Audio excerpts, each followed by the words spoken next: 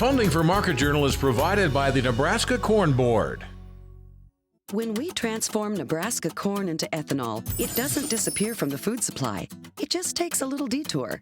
Ethanol is made from the starch. The rest of the corn becomes livestock feed to create meat and dairy products, corn oil, sweetener, and other food ingredients, and maybe a little carbon dioxide to make your soft drinks fizzy. Homegrown ethanol helps satisfy America's hunger for energy and the world's appetite for feed and food. Nebraska's family corn farmers, sustaining innovation.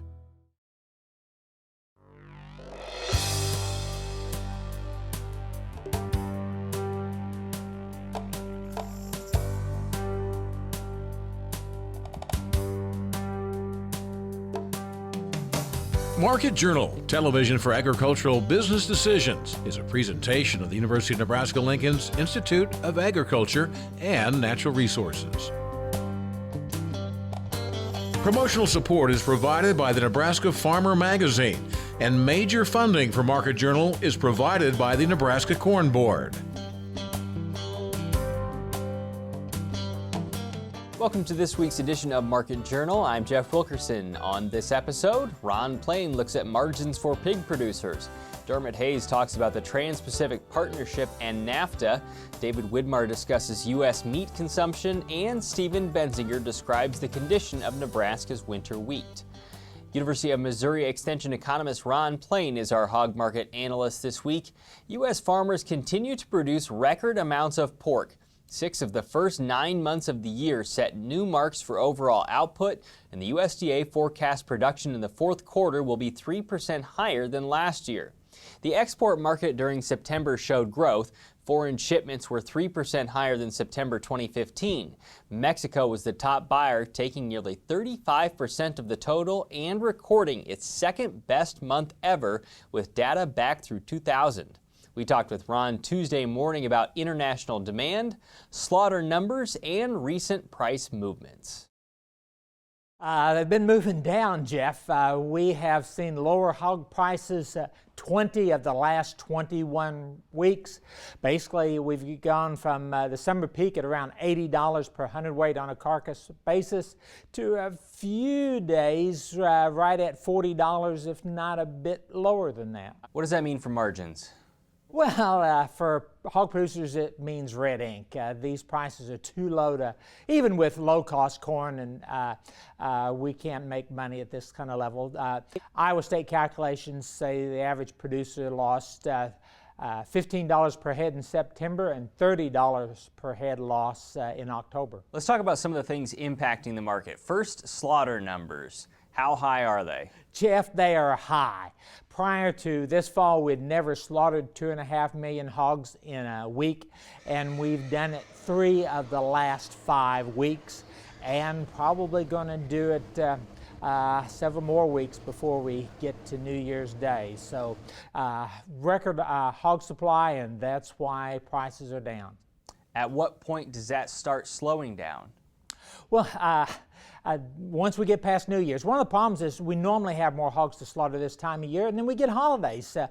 Packers won't kill any hogs Thursday of this week.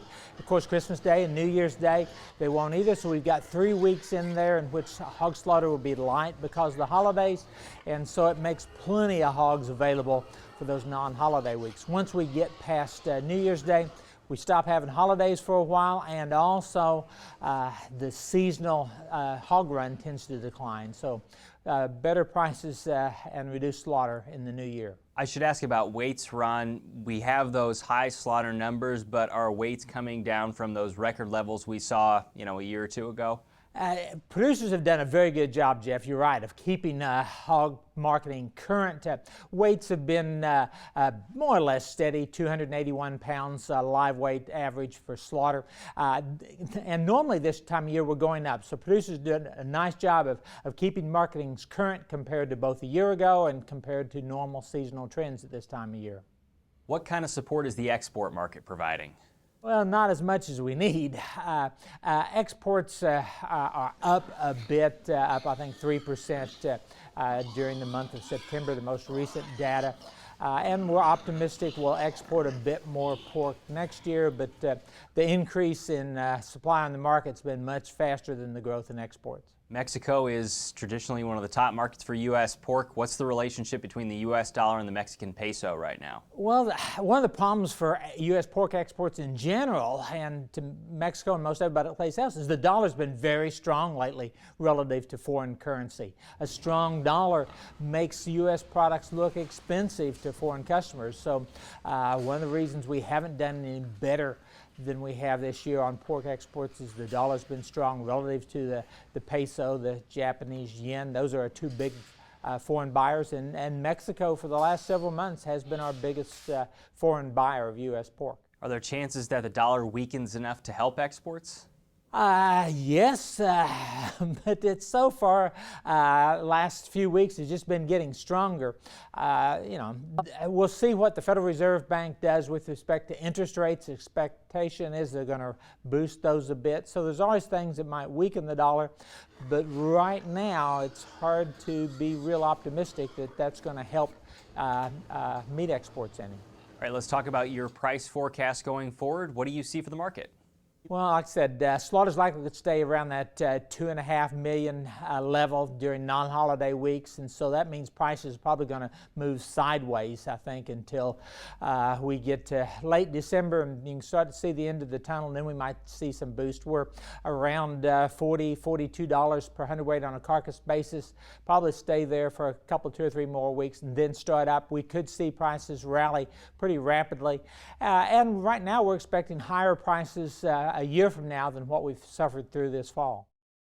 Next week, DTN senior analyst Darren Newsom will join us to look at corn and soybean markets. President-elect Donald Trump said Monday when he takes office in 2017, he'll begin to withdraw from the Trans-Pacific Partnership. He labeled it a potential disaster for the country and said he'll instead pursue bilateral trade deals. The TPP was years in the making and could have carried significant benefits for agriculture.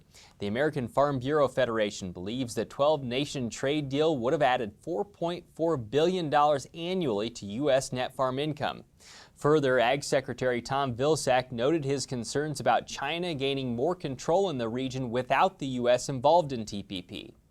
The United States currently has free trade agreements, or FTAs, with 20 countries that account for 43% of American agricultural exports. 2 of the most important are Canada and Mexico.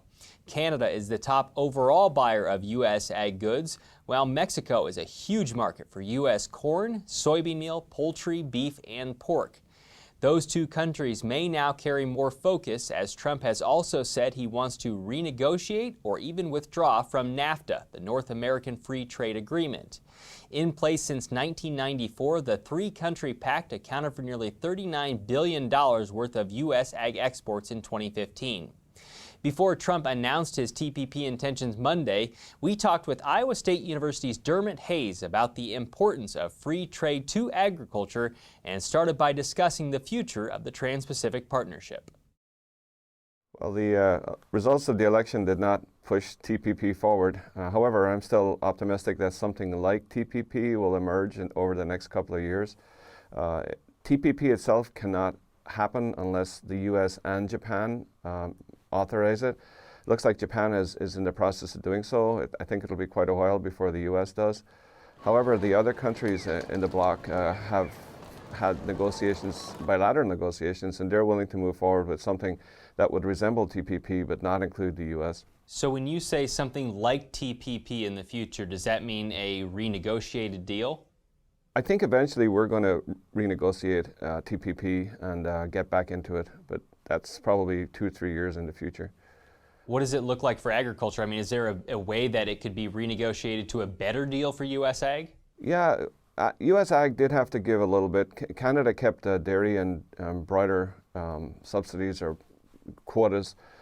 Japan is interested in having agricultural policies that offset some of the benefits the U.S. would have received. So there is a better deal out there, but if you look at what happened with the U.S. and Korea, Before President Obama came into power, we had a free trade agreement with Korea, and President Obama did not want to sign it, so he made very, very modest adjustments. And we gave on one side, one tariff line, they gave on a different tariff line, but nothing major. And then President Obama did go ahead and sign that agreement. So I would expect something like that to happen here. The truth is we cannot move away from free trade because other countries are proceeding. And if we do not keep up, we'll be left behind. In the meantime, does this, as the Secretary has noted, open the door for China to control the region when it comes to trade? Yeah, TPP emerged in part because China was trying to form a regional free trade agreement, and TPP was our attempt to keep U.S. leadership in the area and to use standards that are acceptable to the U.S. In the agreement, scientific standards. And so another casualty of walking away from the deal is that China's regional free trade agreement with some of the same trading partners will proceed, and then we're going to be left behind. And that's going to be the theme here, that you can't just walk away from these because progress is being made elsewhere in the world. And if we don't keep up, we get left behind and we lose some of our best markets. Let's talk about NAFTA. How important is NAFTA to U.S. agriculture? NAFTA is absolutely huge. Basically, the livestock, the agricultural industries in Canada and Mexico and the U.S. are fully integrated now. Product often moves from one country to let's say from the U.S. to Mexico and then back. And that's true for Canada as well. A lot of our livestock products go into Eastern Canada. A lot of Western Canadian livestock products come down here. As you know, in the auto industry, we export parts to Mexico and they export other parts back to us.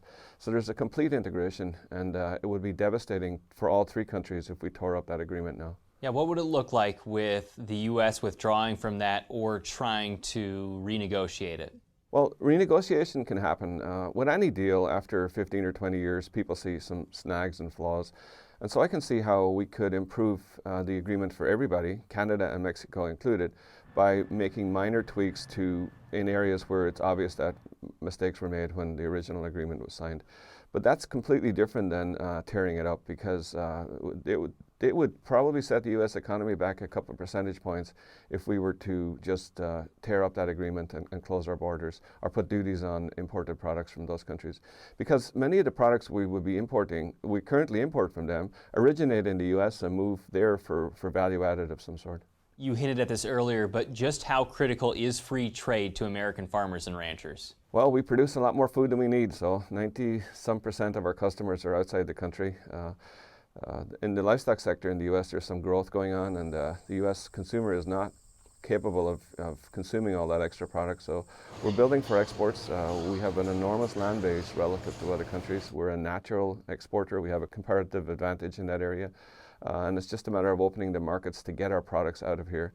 If we try to keep all of U.S. agricultural products inside our borders, prices would fall tremendously and agriculture will be devastated. We'll talk more about ag trade at next week's Market Journal Roadshow events in Kearney, Sidney, Norfolk, and Lincoln.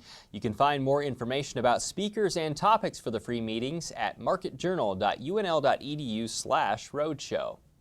After bouncing around in a 10-cent range for all of 2016, the average price for all fresh retail beef across the country fell in October to its lowest level in more than 2 years. Last month's mark of $5.58 per pound was almost 18 cents lower than September and the cheapest since July 2014. The average retail value for pork during October was the most inexpensive since June 2015, and the retail broiler composite was the lowest since March. Purdue University ag economist David Widmar has written about U.S. meat consumption for ageconomist.com. We talked with him recently about the types of meats Americans are eating and started by asking about overall consumption over the last 45 years. Yeah, so that's a great question. The USDA provides us some estimates back to the 1970s, and we're looking at this on a per capita basis. When we look back to the 1970s, per capita consumption overall was typically less than 200 pounds per person. In recent times, since the 90s, we've exceeded 200 pounds per person. Most recently, in 2007, we hit a high of 222 pounds.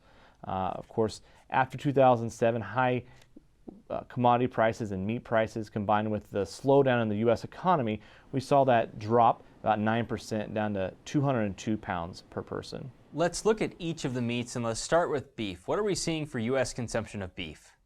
Yeah, so in beef, beef has been the long story of decline. In the 1970s, beef consumption was more than 90 pounds per capita, and here recently we've trended lower over time to as low as 54 pounds after the recession in 2015 and high prices adjustments. Here recently, the USDA is projecting an uptick up to 55.5 pounds per capita. So starting to recover in consumption, starting to tick upwards for beef. How does that compare to pork? Yeah, pork's kind of this interesting middle of the road meat. It's not declining, it's not increasing. It's been pretty stable over the last 40 plus years of data at around 50 pounds per capita. And pork really doesn't adjust much, maybe plus or minus 10 pounds over time. So it's a pretty stable staple in the American diet. What we did see after 2007 was there was a pullback in consumption, but currently in 2016 and looking at 2017, the USDA is telling us that consumption is back to the levels that we saw in the early 2000s and late 1990s, so back kind of that pre-recession level. Poultry, however, seems to be a different story, right? Yeah, poultry's been a different bird, no pun intended, but poultry has really seen a big increase since 1970s. Consumption was around 50 pounds per capita and has since climbed and passed 100 pounds per capita in 2003. Adjustments after the recession and the prices puts per capita consumption this year at 108 pounds per person, and that's actually an all-time high for poultry consumption in the United States. You hinted at this in some of your answers, but in times of an economic downturn, certainly in 2008, what does it relate when consumers have less money and their overall consumption of meats? Yeah, so we saw in these data that meat consumption pulled back, and there was really two drivers that happened after 2007. One of those was slowdown in the ag economy, and some consumers saw some cutback in their disposable income, and so that limits their appetite, I guess, and their ability to purchase some of these higher premium quality meats. And so they're forced to reallocate their budget a little bit. The second kind of factor were higher prices, and so a lot of consumers were facing less income and higher prices, and so they were forced to make a redistribution of what meats they were purchasing and consuming, as well as thinking about what they added to their diet outside of the meats. To finish with here, can you just describe how beef has recovered from the recession compared to chicken? I guess beef and pork compared to poultry. Yeah, so what we've seen in the beef is that we've just started an uptick in beef consumption. It's an optimistic outlook for beef producers. Pork, on the other hand, has actually recovered and hit those levels it saw right before the recession. And finally, poultry has exceeded those levels and is starting to set new territory. So we've seen this kind of three meats having three different trajectories. They're all an upward tick, but their return to pre-recession levels has varied quite a bit. You can find David's recent article on U.S. meat consumption on ageconomist.com or through a link on the Market Journal website. The November Nebraska Farmer says if Nebraska had a fragrance, many might decide corn, cows, and prairie grass would make the perfect scent. But this month's issue says Kevin and Mim Claywon of rural Hampton would argue for a strong hint of lavender.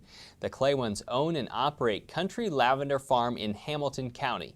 You can learn more about their operation in the November Nebraska Farmer.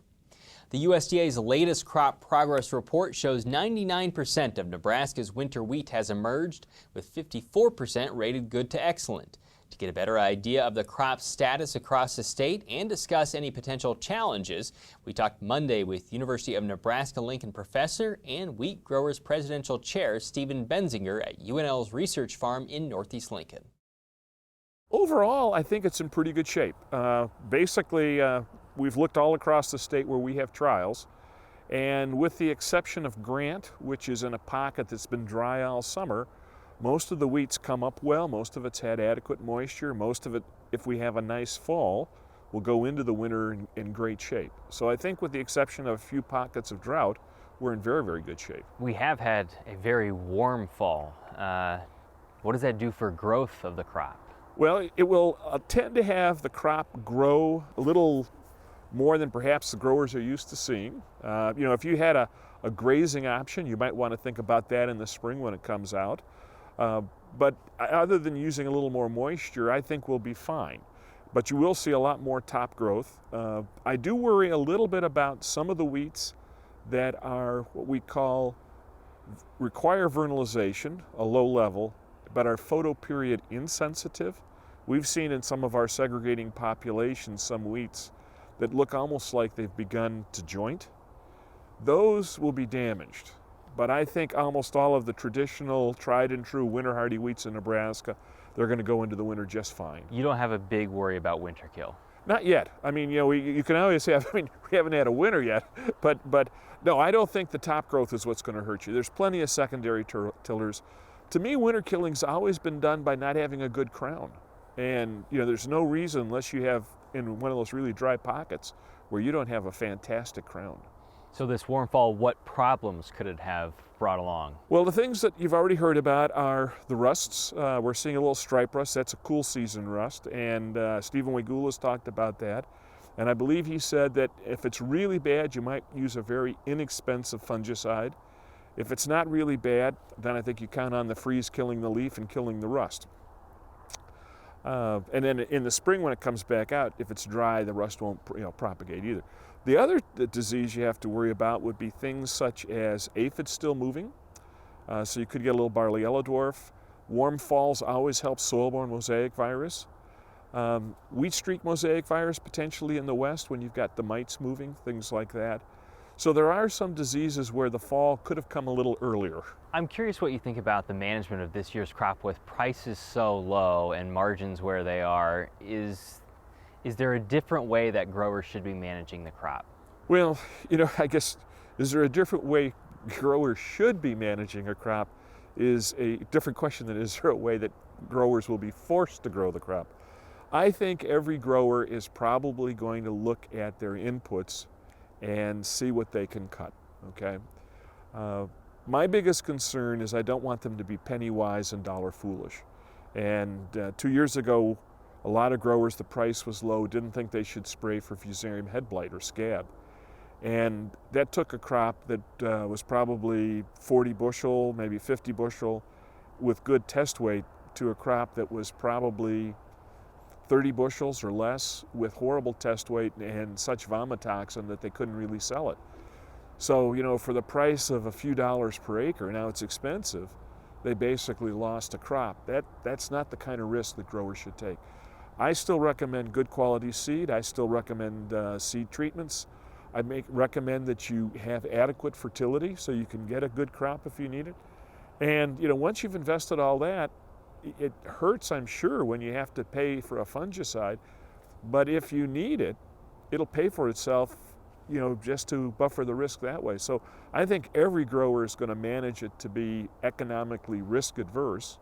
But again, don't be penny wise and dollar foolish on this crop. Now, with this week's weather forecast, here's Nebraska Extension Ag climatologist Al Dutcher. Well, folks, here again for the weekly forecast. Unfortunately, we're not going to have a weekly forecast because we're shut down at the university and we didn't want to bring you maps that were 3 days old. So thought this would be a perfect opportunity to kind of give you an update of the current drought situation across the United States and look at some factors that may influence our weather as we move through these winter months. In fact, we have a La Nina that has developed, and although we haven't met the official criteria according to CPC, which is the Climate Prediction Center, by all indications, we are starting to see La Nina-like conditions develop across the globe, and we'll bring you an update on that. So the first thing we want to get to right away is the current drought monitor, and a couple of items that I want to draw your attention to. This persistent dryness area in the southeastern United States has really intensified over the last couple months, especially with the warm temperatures, and most of the storm activity displaced well to the north of this region. We've been having troughs recently come into the western United States, lifting out toward the northeast and the western Great Lakes, and bypassing most of this region as the ridge tends to be blocking the movement of these systems. Now, there are signs by the models that we are going to start to see a change, and perhaps as this change starts to materialize over this next 2-week period, we will start to work on at least the northern periphery of this dry area in terms of drought reduction. More importantly, we are seeing an expansion of the dryness in the western high plains. We now have D1 conditions, which is moderate drought conditions, developing into portions of southwest Nebraska and the southern panhandle, and that's the northern extent of a broad area that it basically encompasses all of eastern Colorado and western Kansas. This would be an area that would be most poised to see improvement if we can get these storm systems to lift out on a consistent basis. Now, as we look at the current global sea surface temperature anomalies, here's our La Nina conditions as we start to see an expansion of this area of cooler than normal conditions, and the Gulf of Alaska upper air low that's been pivoting energy into the Pacific Northwest. This main storm track has really churned up this water, which was a big blob of above normal temperatures, has now developed into a pretty significant blob of below normal temperatures. We do have some additional warming to the northwest of the Hawaiian Islands, and this will feed energy into this upper air low, so we would expect that we will continue to kick systems out into the western United States. The ultimate problem that we have in terms of our forecast is making a determination once they enter the western United States, are they going to skirt to the north of us like we've seen persistently here for a better part of this fall period, or are we going to start to carve a decent trough across much of the southern United States and lead to a storm track that would not only allow Arctic air into our region, but very significant accumulating snows as these lows dig into the southwest and then move up and be able to tap the Gulf of Mexico moisture. So the position of that ridge in the southeast will really determine the active weather going forward. Now, last week, Dr. Martha Shulsky talked about the Arctic Oscillation Index, and what we can see is that we are starting to attain negative values. Anytime that the Arctic Oscillation starts to attain negative values means that the winds are relaxing around 55 degrees north latitude. The winds move from east to west in that direction instead of in our area west to east. So when they relax, that allows cold air to start sinking southward. So basically this indication is that more Arctic air is probably going to penetrate into our region, and the forecast continues this trend for the next 2 weeks. Thanks, Sal. Today's interviews are available individually on the Market Journal website and through the Market Journal mobile app. They include information on hog markets, free trade's importance to agriculture, U.S. meat consumption, and Nebraska's winter wheat crop. As always, you can keep up with Market Journal during the week by following us on Twitter, Facebook, and Instagram. We hope to see you next week at the Market Journal Roadshow in Kearney, Sydney, Norfolk, or Lincoln. You can find more information about those free events by visiting mj.unl.edu/roadshow. Next week, Darren Newsom will analyze corn and soybean markets, and Tamara Jackson-Zims will discuss seed corn selection. Until then, thanks for watching. I'm Jeff Wilkerson. We'll see you next week. Join Market Journal online at marketjournal.unl.edu. You can also follow us on Twitter, Instagram, and Facebook. Promotional support is provided by the Nebraska Farmer magazine, and major funding for Market Journal is provided by the Nebraska Corn Board. Market Journal is produced by the University of Nebraska-Lincoln's Institute of Agriculture and Natural Resources.